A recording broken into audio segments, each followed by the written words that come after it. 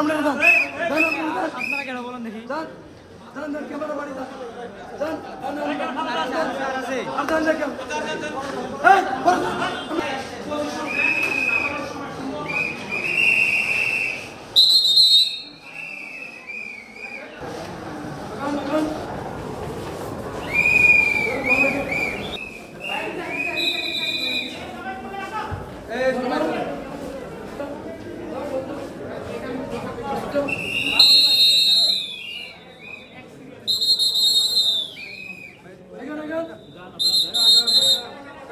তাদেরকে মূলত যে ঘটনাটা গ্রেপ্তার কথা বলা হয়েছে, যে ন্যাশনাল সামনে যে প্রত্যক্ষ দিবালোকে গুলি করে হত্যা করার কথা বলা হয়েছে, ওই ঘটনা এখন পর্যন্ত এই ভিক্টিমের পরিবার কোনো ধরনের কোনো মামলা করে নাই।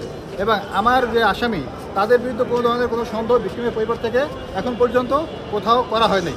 এবং রাষ্ট্রপক্ষ বলেছে আমাদের আসামি নাকি সাতক্ষীরা বাজারে গেছে, সেখান থেকে ঢাকা আসছে, আবার বাজারে গিয়েছে, কিন্তু প্রকৃতপক্ষে তাদেরকে গ্রেপ্তার করা হয়েছে নরসিংদী থেকে। কিন্তু এই মামলায় তাকে গ্রেপ্তার দেখানো হয়েছে মোহাম্মদপুর থেকে। মোহাম্মদপুর সে ছিল না, আর ওখানে কোনো ঘটনা এই ঘটনাস্থলে সে ওই দিন ছিল না, তার কাছ থেকে কোনো কিছু উত্তর হয়নি। তাকে দুইটা অস্ত্র দেখাইয়া মামলা করা হয়েছে।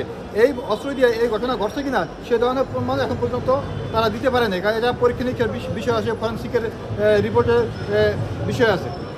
এখন পর্যন্ত আমাদের বিজ্ঞানীকে নিবেদন করছে যে এরা এই ঘটনার সাথে জড়িত না, যেহেতু ভিক্টিমের পরিবার এখন পর্যন্ত তাদের বিরুদ্ধে কোনো অভিযোগ তোলে নাই এবং সন্দেহ করে নেই, তাই এই মামলার রিমান্ড নেওয়ার কোনো যুক্তিকতা নেই। আমরা বিজ্ঞতার কাছে নিবেদন করেছিলাম, বিজ্ঞতা সন্তুষ্ট হয়ে 4 দিনের রিমান্ড মঞ্জুর করেছেন উচ্চ আদালতের নির্দেশ মতো।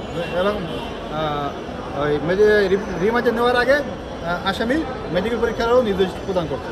এখন পর্যন্ত আমাদের দৃষ্টিতে তারা নিরাপদ, কারণ তার এখন পর্যন্ত মামলার তদন্ত চলমান, ঠিক আছে। তদন্ত তাদের বিরুদ্ধে ওরকম কিছু পায় নাই, হয়তো তাদের বিরুদ্ধে অন্য কোনো মামলা ছিল। এখন যেহেতু একটা চাঞ্চল্যকর মামলা, কিছু আসামির গ্রেপ্তার তো দেখাই যায়, পুলিশের প্রতি একটা চাপ আছে, হয়তো সেই কারণে হয়তো তারা এই আসামিদেরকে গ্রেপ্তার করতে পারে। কিন্তু আমাদের কাছে আসামিদের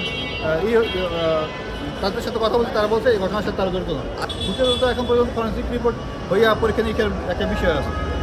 আচ্ছা, এখন এটা হচ্ছে ওই সিসি ক্যামেরায় যে দেখা গিয়েছে তাদের তো ফেসটা পুরোপুরি স্পষ্ট দেখা যায়নি, কারণ এটা পরীক্ষা নিরীক্ষার বিষয় আছে এই আসামিরাই তারা কিনা। আর আসামি মোট 5 জন গ্রেপ্তার ধরা হয়েছে, আর ওখানে সিসিটিভিতে দেখা যাচ্ছে মাত্র 2 জন।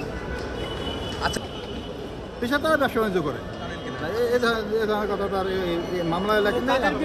এখন পর্যন্ত তারা অভিযোগ করছে, কিন্তু এর পক্ষে তাদের সুনির্দিষ্ট কোনো প্রমাণ এখন পর্যন্ত তারা দাখিল করতে পারেনি। বিভিন্ন ধরনের